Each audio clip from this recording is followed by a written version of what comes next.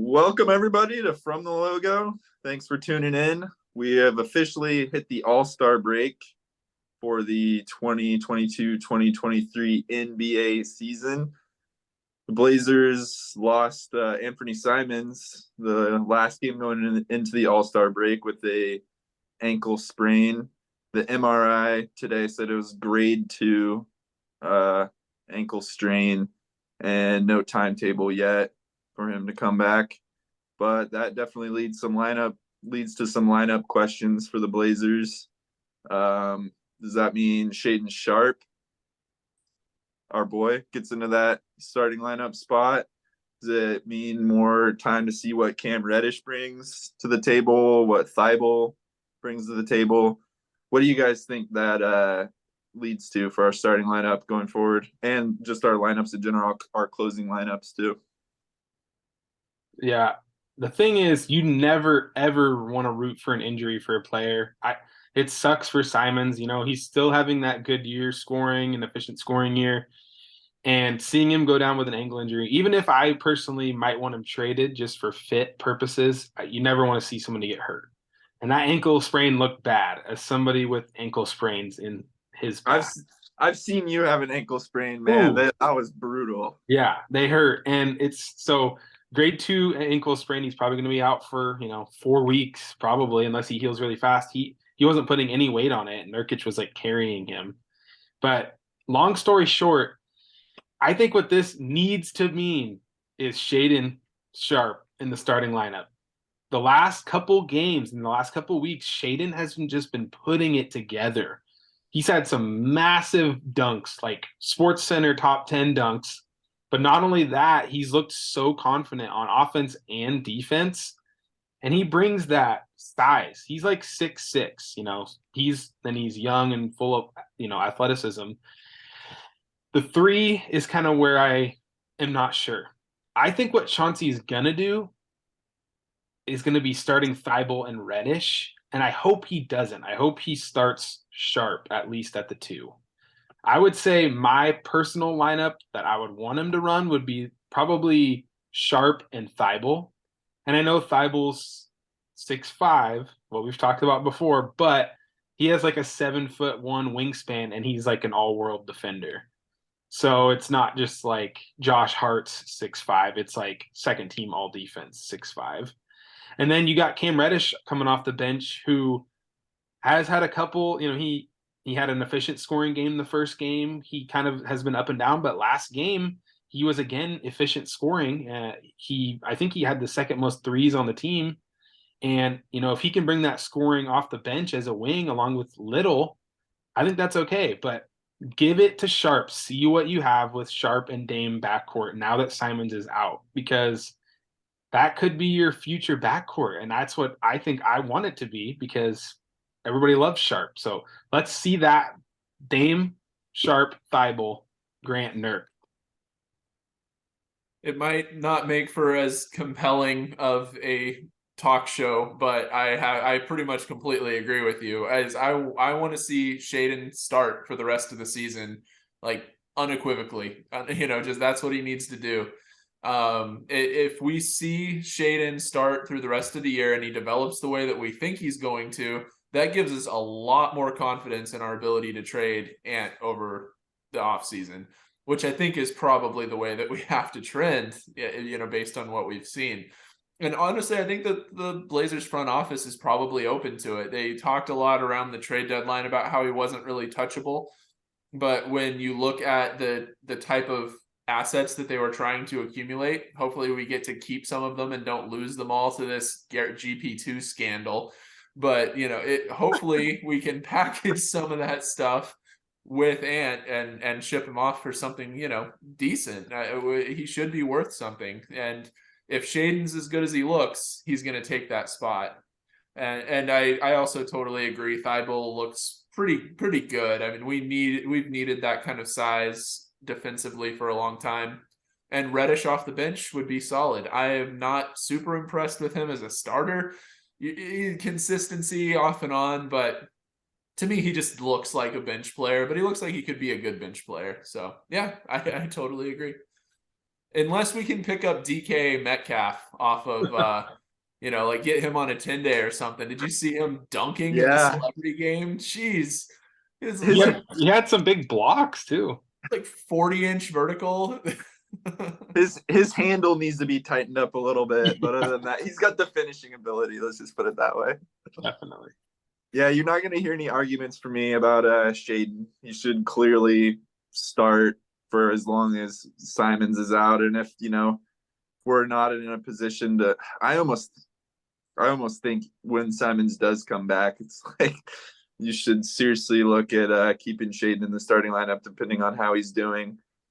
What do we think about Nasir Little? I didn't really hear his name too much for that starting spot. Is he pretty much relegated to the bench at this stage of his career? Just kind of has more offensive kick maybe to come off the bench rather than with Thibault, who's pretty much kind of just a defensive guy.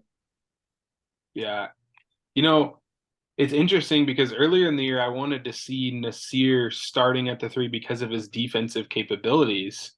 And he's, showed flashes in the past of offense. But this season, man, it's been rough watching him on defense. I'm not going to lie. He gets lost off ball almost every possession, and on ball is not much better either. He has been scoring pretty well, though. He's been hitting his threes pretty consistently. And I think that coming off the bench, he's a cheap scorer at this point who has been hitting his threes and provides energy, and that's good. But I want to see Dame with a physical defender in the lineup. Even if Chauncey does start Thibault at the 2 and Reddish at the 3, and I really want Sharp to start, but if he starts Thibault and Reddish, that puts a 6'5" all defender next to Dame at shooting guard, and then Cam Reddish is 6'8". We would actually have a normal starting lineup. So I don't really want Nasir in the starting lineup. I mean, you're not going to put him at shooting guard, are you? Because I don't know. And there's another non-defender shooting guard. But that's kind of why I was leaning that way. I actually really quickly think Sharp on defense, his on-ball defense has been really, really good for a 19-year-old rookie the last month. Yeah. He was like our only guy that could stay in front of Shai Gilgeous-Alexander in the Thunder game. He was the only one that could stay in front of him and not foul. And he's been doing that. He's been staying in front of people. So put that defense in there, and then Nasir Little come off the bench and bring that scoring punch that he's been doing.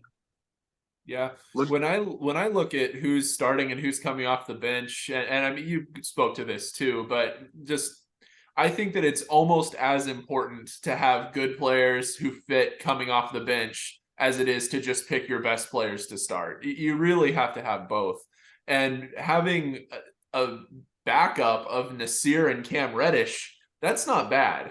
That's a better bench than we've had for a while, especially with some of the other pieces that are starting to build up there. So yeah, I'm in favor of Nasir coming off the bench and just starting Shaden, to see how that goes. I guess it's just not, he's kind of the odd man out, at this point, but maybe that's where he needs to be, to just bolster that bench and, give us a shot. Couple of quick points. Looking at Shaden's game log from the past month, this dude looks ready to break out to me. I mean, he scored in double figures the last 4 games, 14, 15, 13, and 13. He's averaging 9.5 points, which is his most through any month of the year so far. Shooting just under 52% from the field, just under 44% from 3-point territory. Hasn't missed a free throw.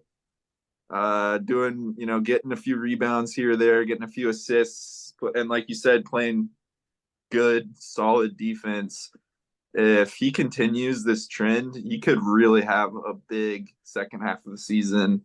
Just looking at that, it's like, I think that this might be probably the most solid stretch of games through his career so far. Early in the season, in like November, he did have a stretch where he was playing really well too, but yeah, he looks like he's about to pop off to me. Just looking at the box scores. And I think he's dialed in too. I think his mentality's in a good place. I mean, I have mixed feelings about him not going to the dunk contest because I would have loved to see him, like fly from the free throw line. I mean, he almost dunked from the free throw line in a game. So I really think that, he could have put on a show.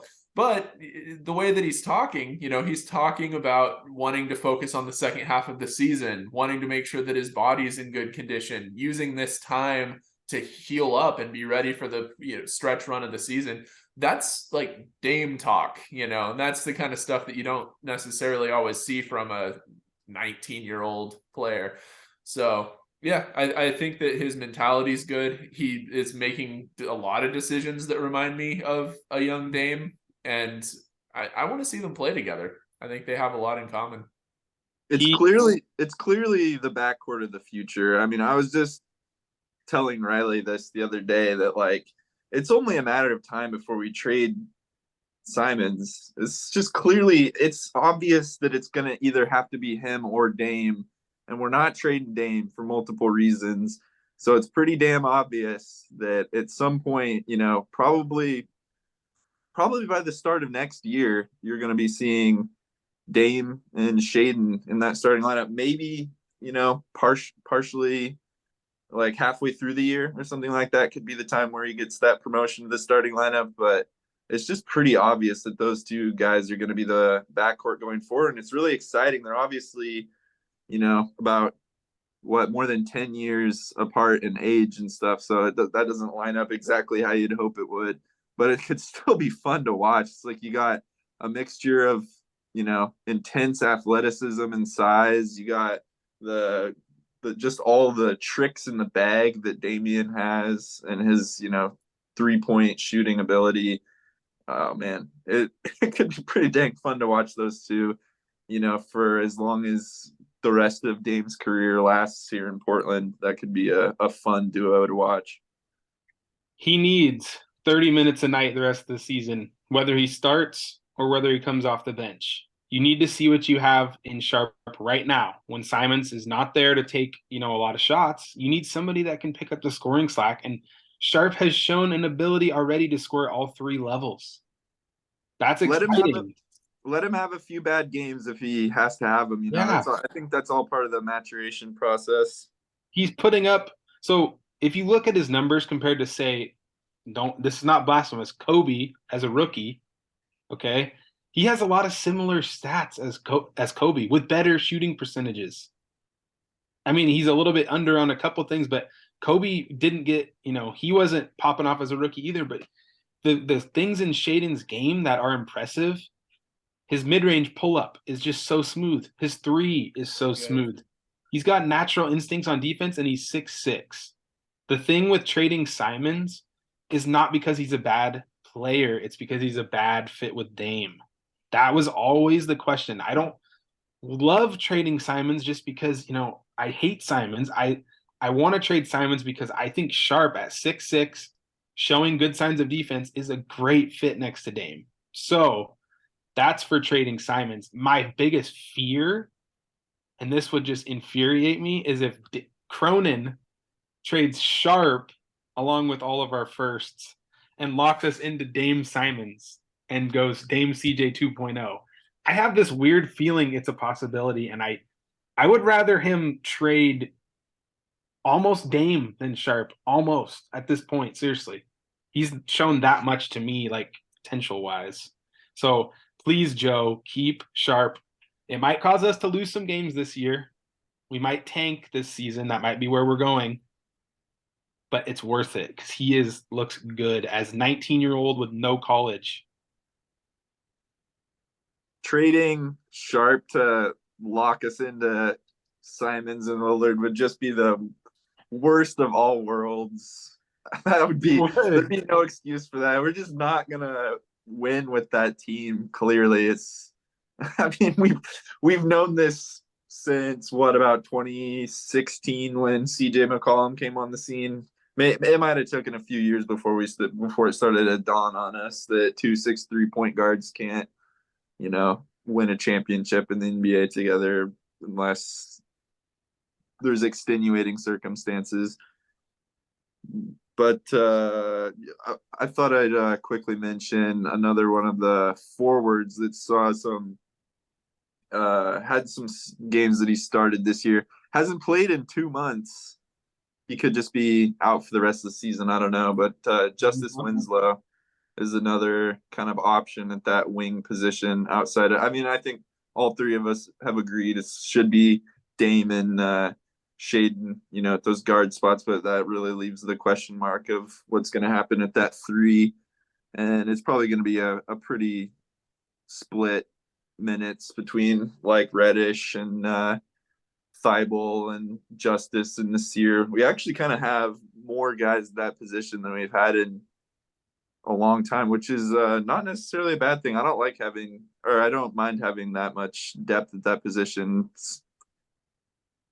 What about Kevin Knox? Yeah, Kevin Knox too. He's going to be the guy who changes the game for us. Yeah. So do you guys think that the Blazers are going to keep fighting for that playoff push? Or as we keep dropping down the standings, are we just going to try and get some Victor action going? Go ahead, Riley. Okay.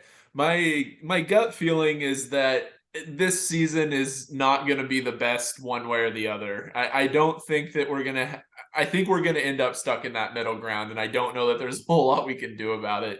There's only there's legitimately 20 some games left, right? At this point, it's not halfway through the season. It's well more than halfway through the season.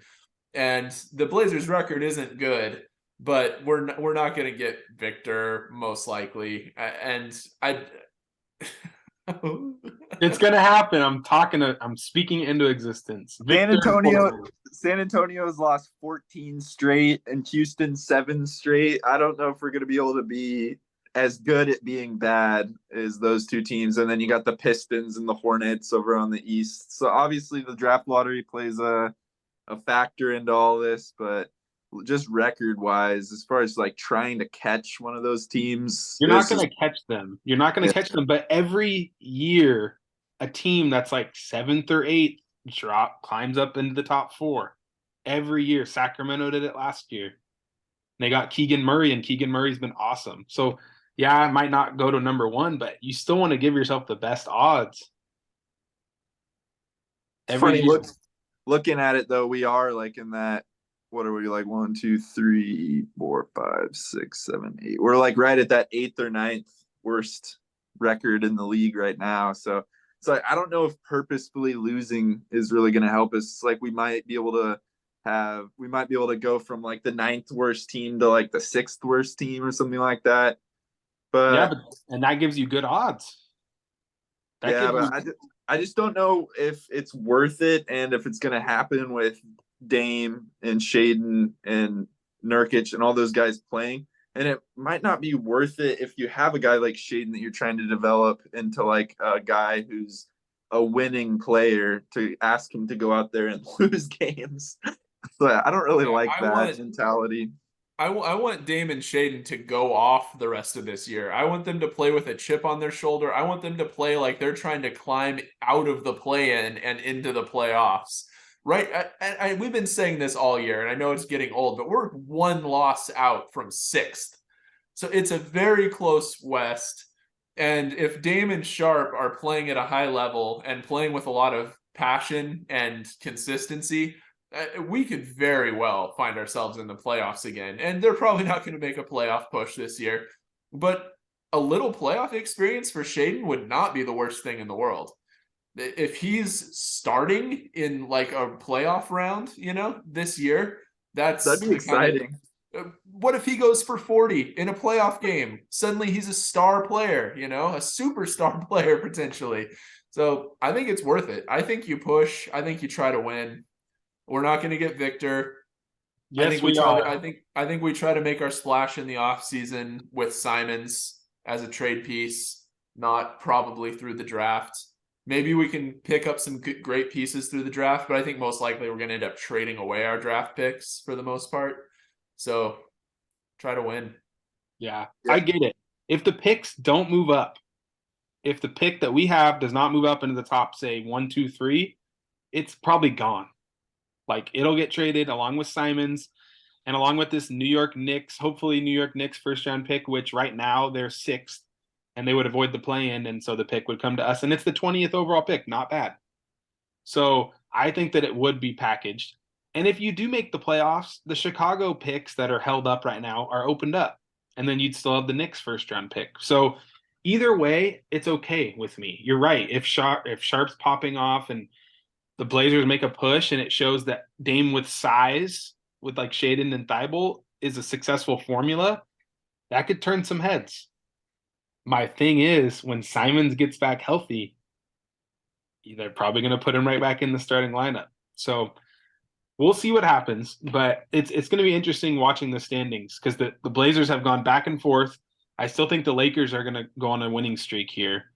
So it might be, Boo! Boo! I know. They got Lakers better. suck. I hate them, but they got better. And it might be tough to stay ahead of them and make that play-in push. But I agree. You try to win games, but we might be outmatched still because we don't have any big men. You know, if Nurkic or Eubanks gets dinged up again, we're just stuck full of 6'8" guys, and that is not cutting it right now. So maybe by design, Cronin didn't pick up any bigs, you know, because we still haven't picked up any like buyout bigs or anything. We'll see what happens. I'm okay with it either way. Just play sharp, please, and let's look at what the rest of the league does. Quick question about the New York Knicks pick before we go on and talk about a little bit about the rest of the league. If they make the play-in tournament, do they have to win the play-in tournament for us to get the pick? So how the play-in tournament works is there's 4 teams into the play-in, the 7th and 8th seed, and then the 9th and 10th. Yeah. And if the Knicks are the 7th seed in that play-in tournament, they just need to win one game. That first game. So they just have to win. They just have to get into the playoffs. They just have to get in. Yep. Okay. So hopefully they're 6th, and then they just don't even have to do the play-in, and we just get the 20th pick. That would be beautiful. Because last year that same scenario happened with the New Orleans pick. Yeah. And they just had to win 1 out of 2, and they lost 2. Yeah. So the ideal situation though, Paul George got COVID. The ideal situation, unless I'm mistaken, would be if they got 10th and then won into the playoffs, because then that would be a better pick. 8th, I think, is the lowest the pick would go, because if you're 10th and you win into the playoffs, you become the 8th seed, quote unquote. That's how like the final draft standings are set. Is whoever's in the playoffs, that's like the seeding down to that point. And you know, so if they were 8th, the 8th seed, or you know, the 9th or the 10th, and they made it into the 8th seed slot, that would be, I think, as low as the pick would go, still going to us. Which kind of weird. Which would be better than 6th. Yeah, but then you run the risk of them losing in the play-in game, and we don't even get the pick. So I'd rather them just avoid the play-in game and give us the pick, and not have to stress. Jalen Brunson got COVID, and freaking Gary Trent Jr. goes off for 55 points in the play-in game and knocks him out. Exactly. I don't want to be stressed about it. I just want the first. Take it. Just stay at 6th because it's a good pick right now. It's a solid pick. So with the Blazers obviously having to make the decision or figure out exactly what the second half of their, a lot less than second than a half, I guess, but the final stretch of their season, what it's going to look like, what they can do with their lineup altered a little bit. We can take a look at some of the other teams in the West that are in a similar predicament. They had their lineups changed, for better, for worse, and they're hovering right there at that like 500 mark, about 30 wins, about 30 losses. And there's about 9 teams that are all in that scenario. Which of those teams do you see rising? Not the Lakers. And which of those teams do you see kind of falling out of that predicament? The Lakers. Go ahead, Riley. So out of that glut of teams in the middle of the West, that's all at about 30 and 30, there's really 3 teams that I am worried on behalf of, teams that I think that there could be a chance for some of these lower teams to catch, including the Blazers. One is the Clippers. I don't really think that they did enough at the trade deadline to make up for the inconsistency that they have with their star players. They have this constant back and forth injury problem. The two main stars on their team, Kawhi and Paul George, they've only played together like 20 times. And there's this horrible, horrible rumor going around that Russell Westbrook might end up on that team. And, if the Lakers were able to add by subtracting Russell Westbrook, the Clippers would subtract by adding Russell Westbrook. So I hope for their sake that doesn't happen. If it does, they're definitely going to end up in, the play-in tournament. But I think that there's a chance that they're vulnerable. Secondly, Westbrook and PG-13 reuniting, by the way. Yeah. Second, I don't have a ton of faith in this Dallas experiment. Like we talked about last time, I don't know that Luka and Kyrie are going to be the team to, go to the top 4 or 5 positions this season. If they have an off season together where it really looks like they're going to try to bring, the team together, maybe next year they could be dangerous. Kyrie is a free agent this summer. They're not getting another year. This is it. Well, what he's gonna say is like, "Oh, I'm so glad I get to stay in Dallas. I'm gonna stay in Dallas. I'm never leaving Dallas." And then he'll sign some super max extension and then play 3 games and say that he wants out of Dallas. So that's probably what we're gonna see. But the third team, and I'm sorry, Colton, but I just worry that Sacramento might be a little soft, a little vulnerable. Shots fired. Just with Phoenix getting as strong as it looks like they might be, and some of these other teams that were able to make big changes around the trade deadline. I don't know if Sacramento is going to get to stick in third, but I think they'll do all right. You're wrong, and here's why. Thank you. If you look at the differentials for all the teams in the West, Denver's obviously ahead of the pack with 4.4 right now. They win a lot of games by a decent margin. Memphis right behind them, 3.9. And then a lot of those middling teams, are somewhere between less than 1 and 1 to 2. The Kings are at 2.3. I think that they've the Clippers are actually catching them. I disagree with your take about the Clippers. I think the Clippers are finding their stride. I think the Kings could drop down to, the 4th or even the 5th seed if the Suns really turn it on. But I think the Kings are definitely going to avoid the play-in unless they just collapse, which I don't think is going to happen because they're making the Western Conference Finals this year. I think that the Kings are going to be safe. I think the Clippers are safe. I think the Suns are safe. I think the Mavericks will be either 6th seed or the play-in. But the Pelicans need Zion to come back. Yeah. Zion is just, where's Waldo? Where's Zion? What in the heck is that guy's deal? Going into the season, I was so high on the Pelicans, and they started off so strong. They were the first seed in the West for a while with Zion and Ingram and CJ. Ever since Zion's been hurt, they have been struggling. They free falling, and they've kind of stabilized a little bit, but they really need Zion back or they are in danger. The Timberwolves are going to get Cat back. We'll see how the Cat Gobert thing works. Anthony Edwards has been playing out of his mind lately, and so he's kind of helped them stabilize as well, but I don't know if the Gobert and Cat pairing is going to work out. By the way, this summer, keep an eye on Cat and Gobert. Maybe one of them becomes available if they don't learn to play well. Golden State's missing Curry. I think that they'll be in the play-in at least. The refs will keep them there if they have to. Golden State is media darlings. You need to let Golden State know when you're giving somebody oral ibuprofen, or else they will throw a fit and become a Karen. So I hope that they're not injecting Steph with Toradol right now to get him back healthy and ready for the games. But I think that they'll be in at least the play-in. I peg them at the 8th seed, the Warriors. I think the Thunder and the Jazz won't make it. I think that the Thunder have been playing awesome. Honestly, how good would they have been if their number 2 overall pick would have played this year? Chet Holmgren. Honestly, they could have been That was never an option, though. Let's be real. I know. That was never going to happen. Hey, big men get hurt early. Look at Embiid. Like if he puts on some weight, that's a big if. Then we'll see how they look next year. But they've had a good season. I don't think they're going to get in. Utah's tanking. They traded away half their team. Here's where we get to the Blazers and the Lakers. I think the Lakers are going to pass the Blazers. No, boo. And the Lakers are going to make the play in. The NBA wants them there. Refs will help them. But also they got a lot better at the trade deadline.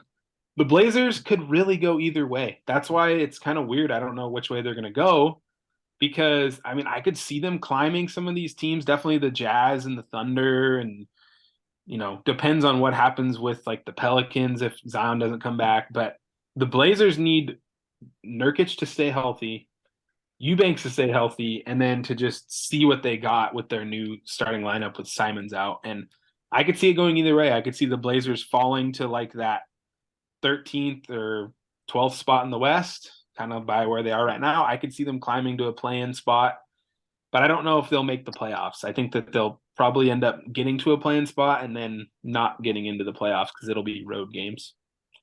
That's my breakdown. That's what I think is going to happen. Despite the kind of how clustered the Western Conference is, I actually kind of look at it in tiers a little bit. And the tier that I think is in the most danger in that top tier is actually the Memphis Grizzlies. I think that losing Steven Adams has made them vulnerable. I think they look kind of vulnerable through this stretch of the season.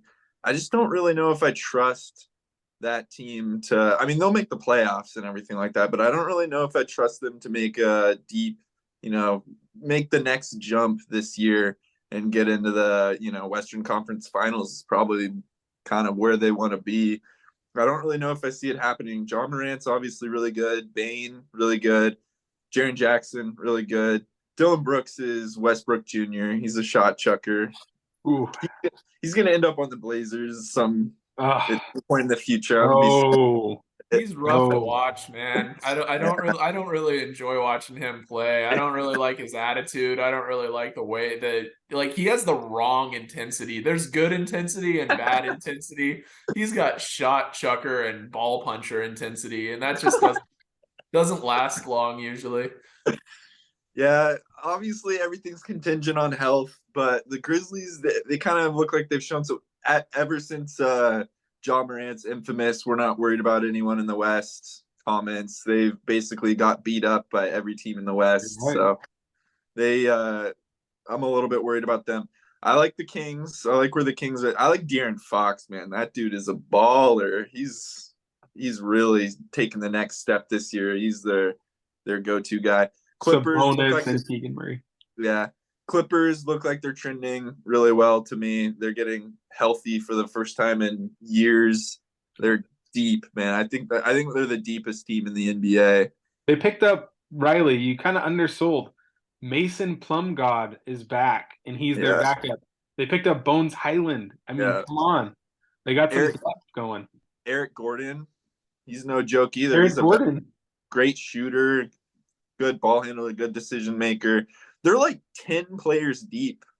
I mean, they still have Powell. Powell is going off this year, too. 6 Man of the Year candidate. Thanks, Neil. Or thanks, Joe, on that one. Yeah, but if PG-13 and Kawhi are both out, they're not going very far. And they're both healthy right now, though. Yeah, we'll see. They look good, too. They just beat Phoenix last night. Obviously, Phoenix doesn't have half their team, but both those guys were playing, heavy minutes and through the ending stretch of the game, and they looked good. They both looked very good. The Suns, obviously, we all kind of know where they're at. They're definitely championship ceiling, but injuries, big question mark, although they kind of seem to be getting healthy at the right time, too. Dallas, I don't know. I don't really think the Kyrie Luka thing's going to work out. I think that they're probably going to be better than they were without Kyrie, but I still just don't think it's going to. I think that everyone else, most of the West has gotten better more than Dallas has over the last year. So I think it's going to be pretty tough for them to repeat and get in the Western Conference Finals. Pelicans, you mentioned it, Zion. It's all about him, and he is not I mean, I knew it going into this season. Maybe knew it is a little bit strong, but I had my worries about Zion coming into this season. It's just I don't know if the dude's ever gonna have a healthy year. He's like Anthony Davis 2.0 as far as just constantly missing time. The quickest one sentence response to this question. If they look to trade Zion, do the Blazers gamble and try to get Zion on cheap on the down low? It depends on what you have to give up for him, but yes. Do you buy low on Zion and if he's ever going to stay healthy? I mean, I would trade like a Simon centered package for him, a Shaden centered package. I would have. It would be harder for me to do. Yeah, I'm probably in the same boat. I'd probably trade Simons and picks for him because if he can't, I mean, even just if it's like a 40% chance that we get, a healthy year or two out of him, it could be a championship year. So we have Toradol that we could use to force him to go out on the floor and play. I mean, it's a win-win. Long term, I'm a sell on Zion. I don't think he's going to have a long, healthy, successful career, but he could have a killer year or two if we got him at the right time. Agreed. Man, when's that going to happen though? It seems like he's running out of time to do it, or I don't know. He's still a young guy, but yeah. And then anyway, to finish off with that kind of ending tier where I see like the Timberwolves, the Warriors, the Thunder. I'm actually going to go against your comment about the Thunder. They seem to be picking up steam, in my opinion. They got a bunch of young guys who have built confidence this year.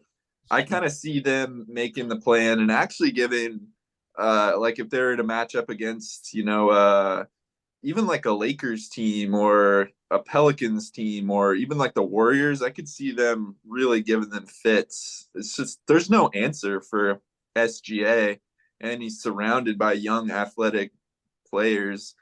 They gave up like Mike Muscala in the trade deadline, who he's no joke. He's actually a pretty good backup, big man. But they seem pretty solid. I actually see them getting in.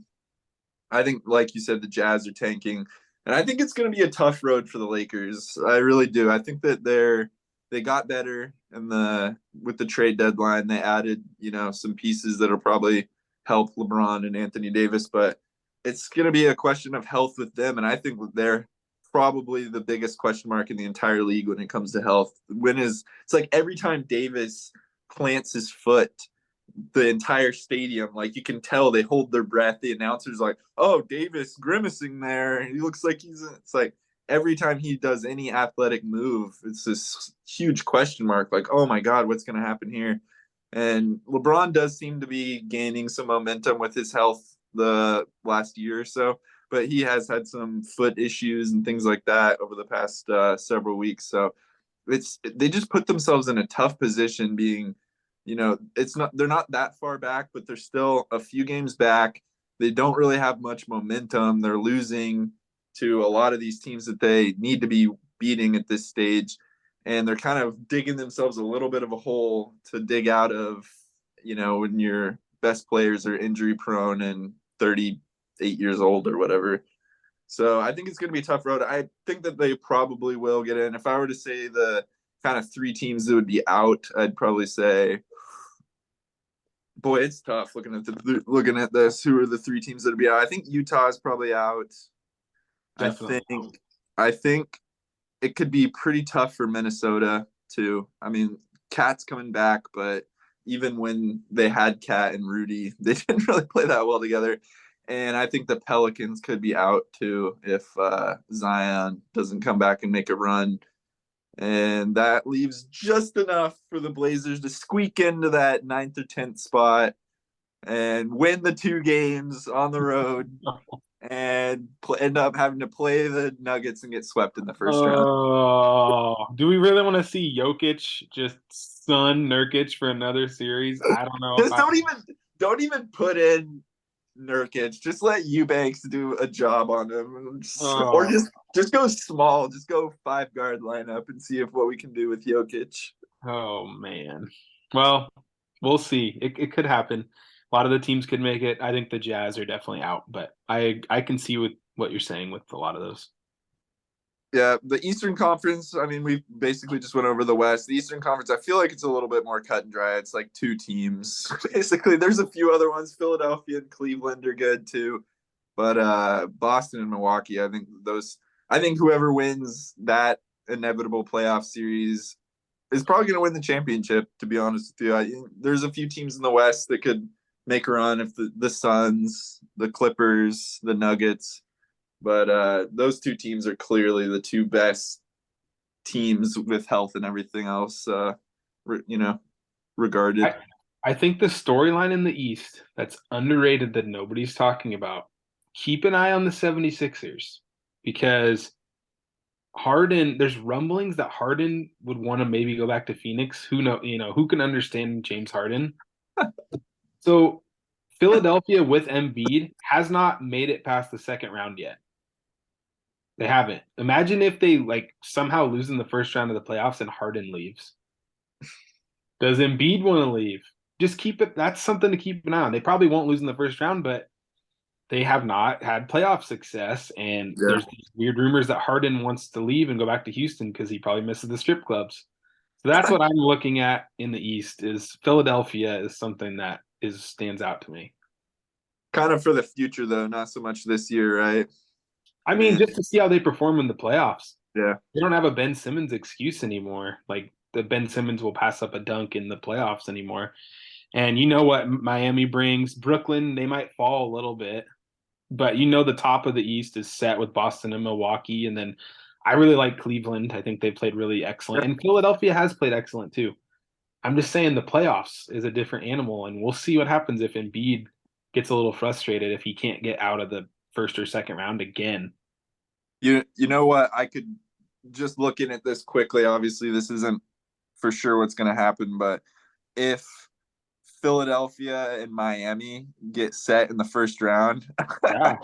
I see that being a huge problem for Philadelphia. Like exactly, that's a tough series. The test tells me, man, Bam Adebayo on Embiid, giving him fits. They have no answer for Jimmy. He's been pissed ever since the Sixers traded him. Exactly. I see that being a Miami taking the momentum and ripping their hearts out. Could be. What am I supposed to do here? But yeah, it should be a fun end of the season. It's like you struggled to think of the word before we started here, but it is a wide open. There's polarity. There's polarity in the NBA right now. So many parody. Oh, parody, my bad. Did you just make fun of me for remembering the word and then you said polarity? Doesn't parody mean like making fun of? No, parody means like anybody has a shot. It's the opposite of disparity. All right.